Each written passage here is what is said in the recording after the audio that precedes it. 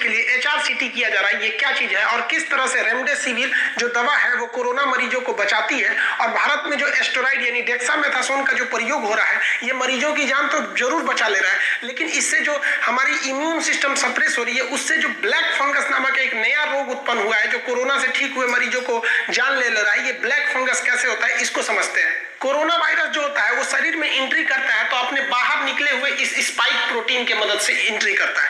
ये क्या करता है स्पाइक प्रोटीन, हमारे जो कोशिकाएं होती है फेफड़े की उसके बाहर एक इस तरह का रिसेप्टर लगा होता है। ये रिसेप्टर क्या करता है, कहता है जो मेरे में फिट हो जाएगा हम उसको अंदर लेके चले जाएंगे। कोरोना का ये स्पाइक प्रोटीन पूरी तरह से इसमें फिट हो जाता है जिस वजह से इस रिसेप्टर को लगता है कि ये हमारे काम लायक चीज है और ये अंदर लेके बकलोलवा चला जाता है। वैक्सीन क्या करती है, वैक्सीन जब हमारे शरीर में लगा दिया जाता है तो वैक्सीन इसके रिसेप्टर जो स्पाइक प्रोटीन है उसको जाके लॉक कर देती है। जैसे ये स्पाइक प्रोटीन है कोरोना का, इसको लॉक कर देगा, यही है एंटीबॉडी, ये जाके इस कोरोना वायरस के स्पाइक प्रोटीन को लॉक कर देता है जिस वजह से इसका थुथुर कुचा जाता है और इसमें फिट नहीं हो पाता है और ये बाहर का बाहर रह जाता है, अंदर नहीं घुस पाता है। और सैनिटाइजर क्या करता है, सैनिटाइजर सोच रहा और खतरनाक है, इसका खोपड़िया फाड़ देता है, इस तरह से पूरा झड़ जाता है, टाकला कर देता है, उसको खोपड़िया फाड़ देता है। तो ये सब तो बाहर की चीज है। सैनिटाइजर और वैक्सीन हमें कोरोना होने से बचाती है, लेकिन जब कोरोना हो जाता है तब रेमडेसिविर काम करता है। जैसे हमारे शरीर के अंदर ये स्पाइक प्रोटीन इस रिसेप्टर की मदद से अंदर चला गया और फेफड़े में अपना इंफेक्शन फैला दिया। जब ये फेफड़े में जाता है तो कोरोना बहुत होशियार है, जाते वो खोजता है राइबोसोम को। हमारे शरीर के कोशिका में राइबोसोम जो है वो फोटोकॉपी की मशीन होती है। जिस तरह इस फोटोकॉपी की मशीन को नहीं पता है कि इससे किस चीज का फोटोकॉपी कराया जा रहा है, ये धड़ाधड़ फोटोकॉपी किए जा रहा है, उसी तरह राइबोसोम को भी नहीं पता है कि हमें बनाना क्या है, इसको जो मिलेगा उसका फोटोकॉपी करके बना देगा। कोरोना वायरस इतना होशियार है कि सबसे पहले जाता है राइबोसोम के पास और अपना फोटोकॉपी बनाने लगता है और धड़ाधड़ धड़ाधड़ धड़ाधड़ काम करना चालू कर देता है और देखते देखते इसकी संख्या लाखों में हो जाती है, पूरा फेफड़ा भर जाता है, हम सांस नहीं ले पाते। ये इसी की मदद से अपनी संख्या को ये बढ़ाता है। शरीर में जब इसकी संख्या ज्यादा बढ़ने लगती है तो वो मरीज माइल्ड यानी हल्के से लेके वो एवरेज और सीरियस यानी मॉडरेट और सीवियर में पहुंचने लगता है। तो जब वो माइल्ड को क्रॉस करके मॉडरेट और सीवियर पोजीशन में पहुंचता है तो फेफड़े में इंफेक्शन बढ़ जाता है। उस स्थिति में रेमडेसिविर काम करता है। कोरोना का ये जो बाहर का स्पाइक प्रोटीन है ये केवल शरीर में घुसने में मदद करता है, मेन जो जान लेने का काम करता है और बीमारी को फैलाने का काम करता है वो इसके अंदर का आरएनए काम करता है, राइबोज न्यूक्लिक एसिड। आरएनए क्या है, जिस तरह से एक अंडा के अंदर का ये पीला वाला जर्दी होता है ना, यही सबसे खतरनाक होता है, यही आगे मुर्गी को जन्म देता है। इसको हम लोग जर्दी बोलते हैं, सीबीएसई वाला यॉग बोलता है सब इसको। उसी तरह कोरोना का ये जर्दी है, सोच रहा यही खतरनाक होता है। कोरोना के अंदर का ये आरएनए जो होता है इसके पास जेनेटिक मटेरियल होता है, ये सिंगल स्ट्रैंडेड होता है, एक फेरे की तरह होता है। इसका जो ये मोटा वाला भाग होता है ना इसे सुगर फास्फेट कहते हैं, ये सिंगल हेलिक्स होता है और डीएनए में ना दोनों ओर से होता है, डबल हेलिक्स इस तरह से होता है। ये वाला हिस्सा होता है और इस पे ये जो देख रहे हैं यही इसी से मिलकर ये बना हुआ है। इसमें चार चार चीजें पाए जाते हैं जिसको हम लोग न्यूक्लियोटाइड कहते हैं। इसको क्या चीज होता है, यूरेसिल, ग्वानिन, साइटोसिन, एडेनिन, ये चार ऐसे चीज होते हैं जिससे मिलकर बना होता है। चार यहां लगेगा, फिर चार यहां लगेगा, फिर ये चार यहां लगेगा। तो वैज्ञानिकों ने दिमाग लगाया कि हमारे पास दो रास्ते हैं, या तो हम इसके बेस को उड़ा दें या यूरेसिल, ग्वानिन, साइटोसिन, एडेनिन किसी एक को उड़ा दें, या तो फिर ये पूरा का पूरा ये जो इसका फास्फेट शुगर है पूरा ये चेन इसी को तोड़ दे। तो देखा गया कि इसको तोड़ना काफी मुश्किल है और इसको उखाड़ना भी बाकी बहुत मुश्किल है। तो वैज्ञानिकों ने दिमाग लगाया कि इसमें ऐसा काम करते कोई एक डुप्लीकेट भर देते हैं जिस वजह से कोरोना कंफ्यूज हो जाएगा और वो ओरिजिनल नहीं बन पाएगा। यही काम किया गया यहाँ पर। जो इसका आरएनए है इसे तोड़ा नहीं गया, अब इसमें डिसाइड किया गया कि यूरेसिल, ग्वानिन, एडेनिन और साइटोसिन इसमें से हम किसका हम शकल बना के और शरीर में डालें जिससे कि कोरोना कंफ्यूज हो जाए और ओरिजिनल की जगह डुप्लीकेट लगा ले। यहाँ पर यही काम आ गया यहाँ पर। अब जो हम लोग ये जो देख रहे हैं आरएनए, इसका जो फिगर होता है ये एक चेन की तरह होता है, जुड़ते जाता है, आपस में जुड़ते जाता है और ये जोड़ने का काम राइबोसोम करता है। जैसे पैंट का जो जीप होता है चेन, या जो कहीं पे भी चेन लगाया जाता है, इस चेन के बीच में लोहे की होती है अमूमन ये वाला ये, अगर इसके बीच में हम किसी कमजोर धातु का या प्लास्टिक का सेम इसी से मिलता जुलता एक जगह लगा दे, यहाँ पर एक जगह लगा दे ऐसे, तो दिखने में तो बाहर से आदमी को नहीं पता चलेगा कि वहां एक तो डुप्लीकेट है। और जब हम इस चेन को बंद करेंगे तो हमें तो लगेगा पैंट का चेन बंद हो गया, अब बाजार में जाएंगे तो खुल जाएगा, यहाँ पे दिक्कत हो जाएगा, तो वापस आना पड़ेगा हम लोग को। यही काम करता है रेमडेसिविर। इस पूरे आरएनए में से एक ठो को चुनता है ये एडेनिन को, क्योंकि इसका हमशक्ल बनाना आसान है और ये बड़ी जल्दी से जाके चिपक जाता है। और यही काम कर दिया रेमडेसिविर। इस पूरे में से उसने लिया एडेनिन को। अब इस एडेनिन का शकल इतना आसान नहीं होता, यहाँ तो आप बस ऐसे देख रहे हैं इसको ऐसे, बट वो रियल में इसका शेप अलग टाइप का होता है। यहाँ भी इजी शेप दिया गया, इसका ओरिजिनल शेप देखेंगे तो इस टाइप का मिलेगा। तो वैज्ञानिकों ने इसी टाइप का बनाया रेमडेसिविर को। उसमें क्या किया गया, इस एडेनिन को, ये जो शक्ल देख रहे हैं ये काफी कॉम्प्लेक्स शक्ल होता है, देखिए इतना कॉम्प्लेक्स इसका शक्ल होता है। रेमडेसिविर एक प्रो ड्रग है, मतलब जब तक ये शीशी में रहेगा काम नहीं करेगा, शरीर के अंदर डालेंगे तब काम करता है। जैसे हम इसे शरीर में के अंदर डालते हैं, ये एडेनिन के हमशक्ल एक नया कॉपी बनाता है जिसका नाम होता है GS441524। ये जो GS441524 है ये एकदम हूबहू दिखने लगता है जो कोरोना वायरस का एडेनिन है उसकी तरह, और ये जाके उसमें अटैच कर जाता है। अब देखिए जहां ओरिजिनल अटैच करना चाहिए उसके जगह पे ये नकली वाला रेमडेसिविर का जो GS441524 जो है वो जाके जुड़ने लगता है, जिस वजह से कोरोना वायरस जो होता है वो रिप्लिकेट जब करता है तो उसको पता ही नहीं चलता है कि हम अपने साथ डुप्लीकेट को ले लिए हैं, ये काम नहीं करेगा। तो कोरोना ससुरा काम करना छोड़ देता है और ये वाली जो दवा है ये काम करने लगती है, जिसने बहुत सारे लोगों की जान बचाई थी। लेकिन ससुरा कोरोना बहुत होशियार है। कोरोना के अंदर एक ऐसा सीबीआई जांच लगा हुआ है, एक ऐसा सिस्टम है जो इसको पकड़ लेता है कि नकली चीज इसमें है। उसका नाम है 3,5-एक्सोराइबोज न्यूक्लियस। ये ससुरा क्या करता है, ये खोजता है कि ससुरा हमरे बीच में कोनो गड़बड़ चीज आके जुटा है। कहता है कि इसमें कौन गड़बड़ है, देखता रही लाल लाल कौन चीज जुड़ा है, ये गड़बड़ है, ये एडेनिन ओरिजिनल नहीं है, हटाओ हटाओ, फेंको इसको फेंको। ससुरा ये बताइए, ये एक्सोराइबोज न्यूक्लियस इतना होशियार कोरोना, इसीलिए लोगों को डाउट होता है कि चाइना इसको जरूर बनाया होगा। और अभी धीरे धीरे खुलासा भी हो रहा है मैगजीन से, ऑस्ट्रेलिया वगैरह की मैगजीन, अमेरिकन मैगजीन ने कहा है कि इसको बनाया गया है। इतना होशियार कहीं वायरस होता है कि खोज लेगा और खोज इसको हटाने लगता है, कहता हटो हटो तुम हटो, तुम काम लायक नहीं हो, इसको काम करने दो, काम करने दो। ले भाई साहब, फिर उसको हटा के ओरिजिनल उसमें लगा देता है एडेनिन। तो डॉक्टरों होशियार, सुबेरे शाम रेमडेसिविर देता है, 4 गो 6 गो 8 गो 6 डोज लगा देता है।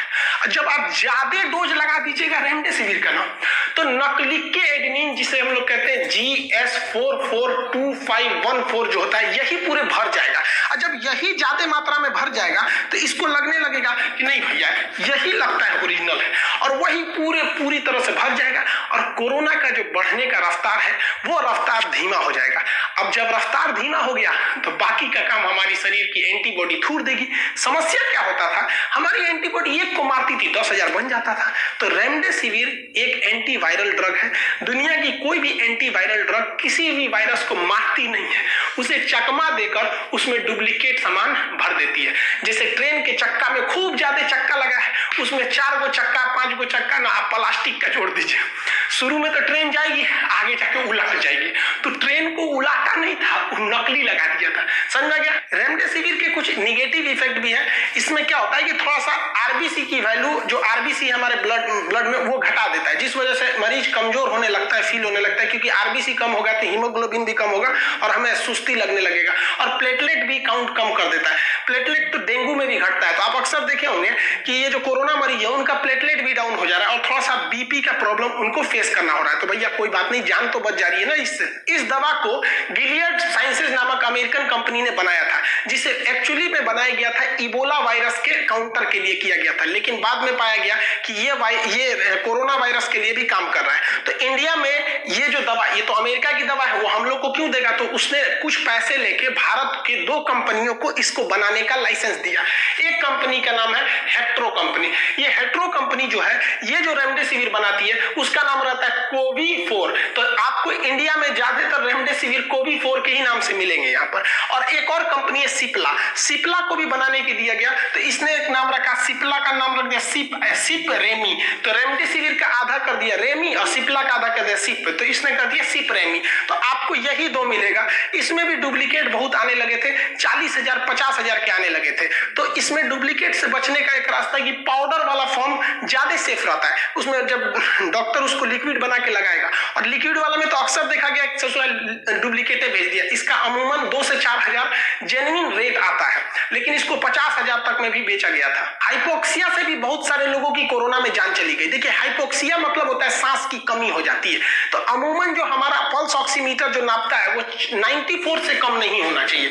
तो ये 94 से कम होता है तो हमें सांस लेने में तकलीफ होने लगती है, जिसे हम हाइपोक्सिया कहते हैं। जितना ज्यादा ये वैल्यू नीचे जाएगी उतना ही हमें सांस लेने में दिक्कत होगी, तो हमें ऑक्सीजन लगाना पड़ता है।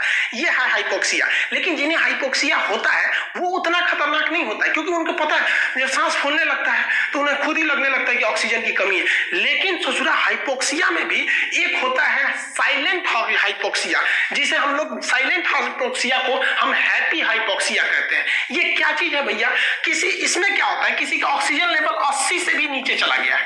अब अमूमन किसी का ऑक्सीजन लेवल 80 से नीचे जाता है ना, तो उसको बहुत जोर से सांस फूलने लगती है, उसे सांस लेने में दिक्कत होती है, जेन्युइन है। उसे पता चल जाएगा कि हमें सांस नहीं आ रहा है या सांस लेने में थोड़ी तकलीफ हो रही है। लेकिन जिसे हैप्पी हाइपोक्सिया, जिसे साइलेंट हाइपोक्सिया कहते हैं, उसको पता ही नहीं चलेगा, आराम से घूमेगा टहलेगा, कहेगा हमको कोई दिक्कत ही नहीं है। ये ज्यादा डेंजर है, क्योंकि उसको दिक्कत कब आएगा, जब बहुत ही ज्यादा ऑक्सीजन लेवल गिर जाएगा, इतना गिर जाएगा कि अब उठाना मुश्किल होगा, तब जाके उसको दिक्कत होगा। जैसे मान के चलिए आपको कहीं भाला लग गया है और दर्द ही नहीं कर रहा है, तो आप घूम रहे हैं, तो भैया दर्द नहीं कर रहा है तो खुश मत हुई, में से खून फेंकेगा, जब ज्यादा खून फेंकेगा तो एक बार गिर जाएंगे। तो ये हाइपोक्सिया, इसे हम साइलेंट किलर भी कहते हैं, साइलेंट हाइपोक्सिया को। अगर आपको पहले पकड़ में आ गया, इसीलिए कहा गया है कि जब कोरोना मरीज है तो उसको सांस फूलने से न चेक करे, बल्कि खुद के अपने पल्स ऑक्सीमीटर से नापे।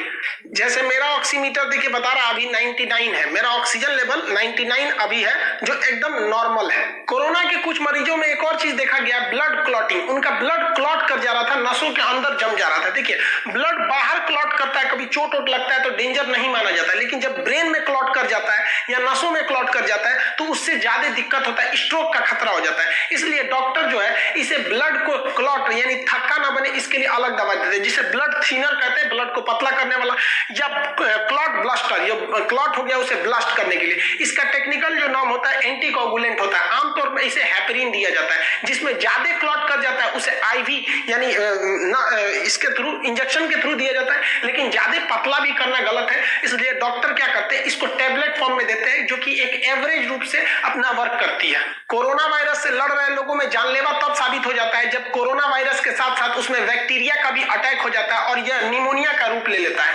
तो जब कोई व्यक्ति कोरोना से भी लड़ रहा है और साथ ही साथ निमोनिया से लड़ने लगता है, जिस वजह से उसका जान ज्यादा जाने लगता है, इसलिए बहुत सारे एंटी बैक्टीरियल जो ड्रग दिए जा रहे थे। तो देखिए एंटीबायोटिक जो है वो हमारे किसी काम का नहीं है कोरोना में, क्योंकि कोरोना एक वायरस डिजीज है, तो हमें एंटी वायरल ड्रग देना है। जैसे रेमडेसिविर एंटी वायरल है, लेकिन डॉक्टर साथ साथ एंटीबायोटिक भी देते थे, जो एंटी मतलब दुश्मन, बायोटिक मतलब बैक्टीरिया, जो बैक्टीरिया को ही मारता था। वो कोरोना से नहीं लड़ता था, बल्कि वो क्या करता था, बैक्टीरिया को मारता था। अगर एंटीबायोटिक नहीं दिया जाएगा तो उस व्यक्ति में निमोनिया का भी खतरा बढ़ जाएगा और उसकी मृत्यु होने की संभावना और बढ़ जाएगी। कोरोना पेशेंट में सबसे ज्यादा जान अगर किसी ने लिया है तो वो साइटोकाइन स्टॉर्म ने लिया है। ये साइटोकाइन स्टॉर्म एक अच्छी भी चीज है। उससे पहले हम ये समझते हैं इन्फ्लेमेशन क्या होता है। जब कभी शरीर में कीटाणुओं का अटैक होता है, वायरस बैक्टीरिया का अटैक होता है, तो उसे हम कहते हैं इन्फेक्शन। जब वो हावी होता है तो उसे कहते हैं इन्फेक्शन। लेकिन जब उसको मारने के लिए हमारा इम्यून सिस्टम, हमारी रोग प्रतिरोधक क्षमता जब हावी हो जाती है तो इसे कहते हैं इन्फ्लामेशन। इन्फ्लामेशन के कुछ संकेत हैं। जब कभी भी इन्फ्लामेशन होगा, जैसे मान के चलिए हमको चोट लग गया तो यहां पर तो इन्फेक्शन होगा, लेकिन अगर हमारा शरीर भारी पड़ेगा तो उसे इन्फ्लामेशन कहते हैं। इन्फ्लामेशन का कुछ सिंबल होता है। सबसे पहला दर्द। तो जब कभी आपको चोट लगेगा तो दर्द नहीं होगा, देखिएगा कट जाता है तो थोड़ी देर बाद इस एहसास होता है, मतलब अब आपकी बॉडी रिस्पॉन्स कर रही है, तो पेन होता है। दूसरा हीट होता है, वो जगह गर्म हो जाता है। जैसे कोरोना आता है तो हमारा पूरी बॉडी गर्म हो जाती है, बुखार आने लगता है। तो ये इन्फ्लामेशन दिखा रहा है कि हम अब उस बीमारी को मार रहे हैं। दूसरा रेडनेस, वहां पे लाल हो जाता है। कहीं पे देखिएगा ना मच्छर उच्छर काट देगा तो वहां लाल हो जाएगा, स्वेलिंग हो जाएगी, फूल जाएगा वहां पर। दूसरा लॉस ऑफ फंक्शन, उस जगह पे काम उतना अच्छा से नहीं करेगा, अगर ज्यादा इन्फ्लेमेशन हो गया तो काम अच्छा से नहीं करेगा। तो इन्फ्लेमेशन एक अच्छी चीज है, बॉडी रिस्पॉन्स करती है किसी खराब चीज के प्रति, लेकिन ये इन्फ्लेमेशन कभी कभी घातक हो जाता है। जब कभी भी इन्फ्लेमेशन हो रहा होता है यानी उसे रिकवर किया जा रहा होता है, तो हमारे शरीर से मैसेज छोड़ने के लिए साइटोकाइन निकलता है। साइटोकाइन, ये साइटोकाइन क्या होता है, जब हमारी शरीर बीमारियों से लड़ रहा होता है ना, तो मैसेज पहुंचाता है, मार मार उसको, मार इसको, मार इधर भी है, इधर मारो इधर मारो। किस तरह फौज में मूवी में देखेंगे तो उधर से एक तो सिग्नल कोड होता है, alpha two Charlie Bravo pass your message, missile attack, ये वो करते रहते हैं कम्युनिकेशन। तो वही साइटोकाइन कम्युनिकेशन का काम करता है। लेकिन कभी कभी क्या होता है, ये कम्युनिकेशन हमारे लिए घातक हो जाता है। कब? जब ऐसा बीमारी हमारे ऊपर अटैक करता है जिसको हमारा इम्यून सिस्टम पहचानता ही नहीं है, ससुरा भगदड़ मच जाता है, इतना ज्यादा साइटोकाइन निकलने लगता है, इतना ज्यादा निकलने लगता है कि आंधी आ जाती है साइटोकाइन की। इसी को कहते हैं साइटोकाइन स्टॉर्म, मतलब आंधी उठ गया एकदम भयानक, अफरा तफरी मच गई, इधर उधर इधर उधर, मारो मारो ससुरा। इसको कहते हैं लोग हाइपर इम्यून रिस्पॉन्स। इतना ना ज्यादा मारकाट हो गया कि हम ही लोग को लॉस होने लगा। जैसे मान के चलिए घर में एगो चूहा निकल गया और 200 आदमी निकल के मोहल्ला का तलवार लेके मारो मारो ससुरा, अपने में मारकाट कर लेंगे सब। तो ये साइटोकाइन स्टॉर्म की वजह से हम लोग को बहुत ज्यादा क्षति होने लगा, और इतना ज्यादा क्षति होने लगा कि वो साइटोकाइन जो बीमारियों को मार रहा था हमारे ही फेफड़े को मारने लगा, जहां तहां मारकाट करने लगा। तो हमारा फेफड़ा ज्यादा डैमेज होने लगा, छाती में दर्द होने लगा, लोगों का किडनी फेलियर होने लगा, स्ट्रोक आने लगे, सब दिल का दौरा पड़ने लगा। रोहित सरदाना जी को क्या हुआ था कोरोना में? साइटोकाइन स्टॉर्म आया था, दिल का दौरा पड़ गया था, हार्ट के मरीज थोड़े थे, स्टॉक आ गया था यहाँ पे, जिस वजह से मर गए। इतने बेहतरीन आज तक के पत्रकार, आज तक को ऐसा पत्रकार अब नहीं मिलेगा। क्या कहें आपके लिए रोहित सरदाना जी, जमाना बड़े गौर से सुन रहा था, हम ही सो गए दास्तां सुनाते सुनाते। खैर, साइटोकाइन स्टॉर्म को आप ऐसे समझिए, बाहुबली मूवी जो देखे थे उसमें सेना बहुत खतरनाक लड़ रही थी। इवन हमारे बाहुबली भी बहुत बहादुरी से लड़ रहे थे, क्योंकि इन्होंने शिवगामी देवी ने कहा था और इनको पता था कि इनका दुश्मन ये काल के है। एकदम बेहतरीन से लड़ रहे थे लोग, कोई दिक्कत नहीं था। साइटोकाइन मतलब मैसेज भी जा रहा था, ऐसे ऐसे मारो, कभी तीर मारो, कभी ये मारो, यहाँ पर बहुत बेहतरीन हो रहा था। लेकिन क्या होगा अगर इस बाहुबली की लड़ाई में ऊपर से हेलीकॉप्टर आ जाए तब? इस उस समय तो हेलीकॉप्टर देखा नहीं था सब, सेम इनके लिए हेलीकॉप्टर कोरोना की तरह होगा। ले भाई सब हेलीकॉप्टर देख के इनकी सेना में ना भगदड़ मच जाएगा। उसी भगदड़ को हम लोग कहते हैं साइटोकाइन स्टॉर्म। उस भगदड़ में ये लोग अपने कटाकुटी की दबा उबा के घोड़ा खान देगा, गधा उधाऊ में हाथी उती जितना सेना में थी अपने से कचरा जाएंगे, और जो बचे कुचेंगे उनको हेलीकॉप्टर मार देगा। तो इसमें क्या करना चाहिए? इसमें करना चाहिए कि सेना को तुरंत आदेश दीजिए कि चुपचाप बैठ जाओ। जब चुपचाप बैठ जाएगी फौज तो अपने में मर कट के नहीं मरेगी, दूसरा कुछ हेलीकॉप्टर से छुप उप जाएंगे सब, और उसके बाद जब हेलीकॉप्टर का फ्यूल कम होगा, इधर उधर भटकेंगे, तब ये लोग दिमाग लगाएंगे। यही काम करता है हमारे शरीर में साइटोकाइन। जब साइटोकाइन स्टॉर्म आता है, ये अमूमन व्यक्ति का जो पहला लक्षण आता है, उसको लगने लगता है कि अब हमको कोरोना है, तो उस पहला लक्षण से 6वें दिन 6 डेज पे हम लोग को ये साइटोकाइन स्टॉर्म आने की खतरा रहता है। इस बीच अगर डॉक्टर हमारी खुद के फौज को, हमारे खुद की इम्यून सिस्टम को अगर बैठा दिया, सप्रेस करके शांत कर दिया, तो समझ जाइए कि केवल हमारे फेफड़ों को नुकसान कोरोना से होगा। और अगर इस स्टॉर्म, इस आंधी को नहीं रोके तो फेफड़ा को तो कोरोना मार ही रहा है, हमारी खुद की रोग प्रतिरोधक क्षमता भी फेफड़ा को मार काट देती है और लाशों से भर जाता है फेफड़ा, जिस वजह से अंदर जगह नहीं रहता है, तो सांस नहीं जा पाता है, मरीज ऐसे हंसता है। तो हमारे इसको कम करने के लिए, हमारी लड़ने की क्षमता को कम करने के लिए डॉक्टर एक दवाई देता है जिसे कहते हैं एस्टेरॉइड। एस्टेरॉइड हार्मोन की शक्ल का होता है, जिस तरह हार्मोन उत्तेजना बढ़ाता है ना, तो एस्टेरॉइड गिरा देता है। एस्टेरॉइड के रूप में हमारा प्रयोग होता है डेक्सामेथासोन। ये डेक्सामेथासोन, ये अगर किसी में स्टॉर्म कम है तो टेबलेट खिला दीजिए, और किसी में हैवी स्टॉर्म आ गया है, मतलब मारकाट भयानक मच गया, हमको अपने ही रोग प्रतिरोधक क्षमता से खतरा है, तो उसे आईवी यानी इंजेक्शन के, इंटरवेंस इंजेक्शन के थ्रू इसे दिया जाता है। अमूमन ये दवा भारत में डेक्सोना नाम से फेमस है। डेक्सामेथासोन को जाइडस कैडिला डेक्सोना नाम से बनाती है, बहुत सस्ती दवा है, गांव-गांव में अवेलेबल। तो मरीजों को ये सुबह शाम दिया जा रहा है, डेक्सामेथासोन दिया जा रहा है। मरीज को लग रहा है ना कि दवाई हमरा ठीक कर रहा है, ना रे बबुआ, तोरे अंदर के फौज को कह रहा है चुपचाप रहो, चुपचाप रहो, हेलीकॉप्टर आया है, चल जाएगा तब मारना इसको। तो वही साइटोकाइन, तो जिस व्यक्ति में ये डेक्सामेथासोन टाइम से दे दिया गया वो बच गया। लेकिन ससुरा इसमें गड़बड़ है। मान के चलिए अभी कोरोना बहुत कम है, बहुत कम है तो हमारा एंटीबॉडी उसको मार मार के खत्म कर देगा। अब कोनो बकलोल डॉक्टर अभी तनिए सा कोरोना है और आपको चढ़ा दिया डेक्सामेथासोन, तो डेक्सामेथासोन आपके शरीर के फौज को कहेगा चुप रहो, तो कोरोना कहेगा वाह हम तो यही खोजिए रहे थे, अभी हमारी संख्या कम है, 2-4 दिन में वो संख्या बढ़ा देगा। इसलिए एम्स डायरेक्टर रणदीप गुलेरिया चिल्ला चिल्ला कह रहे हैं कि भैया डेक्सामेथासोन अपने से मत लीजिए लोग, टाइम आने पर लीजिए लो। तो वो हकीकत बात है, ये हमारे इम्यून सिस्टम को सप्रेस यानी कमजोर कर देता है, ताकि उसको बाईपास कर देता है और खुद लड़ने लगता है। इसके बाद इसको कमजोर कर दीजिए, आपका इम्यून सिस्टम बैठ जाएगा तो कोरोना से ही खतरा होगा। अब उसके बाद चढ़ा दीजिए रेमडेसिविर, रेमडेसिविर कोरोना को चकमा दे देगा। लेकिन आप बताइए, ये जो हमने डेक्सामेथासोन दिया है ये तो हमारी बीमारी से लड़ने की क्षमता को सप्रेस करके दबा दिया, और इसी से चालू हो जाता है ब्लैक फंगस का खतरा। ब्लैक फंगस एक नॉर्मल फंगस है जो रोटी ब्रेड इत्यादि पे लग जाता है, ये नॉर्मल है। अगर हम अपने कपड़े भी उतार के यहाँ 1 महीना के लिए छोड़ दे, उसमें नमी रहे तो वहां भी ब्लैक फंगस आ जाएगा। हमारे शरीर पर भी ब्लैक फंगस जम जाते हैं, बट उसको पसीना मार के खत्म कर देता है। सचरा यहाँ क्या जमता है, सोचिए जिस चीज को हमारा पसीना मार देता है। लेकिन जब कभी हम लोगों को कोरोना हो जाता है तो इतना ना स्टेरॉइड दिया जाता है जो हमारे इम्यून सिस्टम को सप्रेस करके कमजोर कर देता है कि हमारा इम्यून इस छोटे से ब्लैक फंगस यानी म्यूकोरमाइकोसिस से भी नहीं लड़ पाता है। अब ये आता कहां से है, तो इसके देखिए, जब कोई कोरोना मरीज ज्यादा सीरियस हो जाता है तो उसको तो हैवी स्टेरॉइड देना मजबूरी है, जिससे कि उसका इम्यून कमजोर हो जाता है।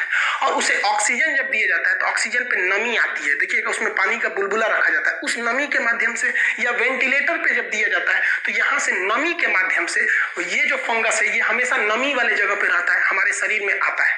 इसके एंट्री करने का रास्ता नाक है, ये नाक से एंट्री करता है। ये ब्लैक फंगस जानलेवा है, जैसे रेबीज बीमारी होती है ना कुत्तों के काटने से, जिनको हो जाएगा उन्हें दुनिया का कोई डॉक्टर नहीं बचा सकता, वो तो सोच रहा 100% खतरनाक है।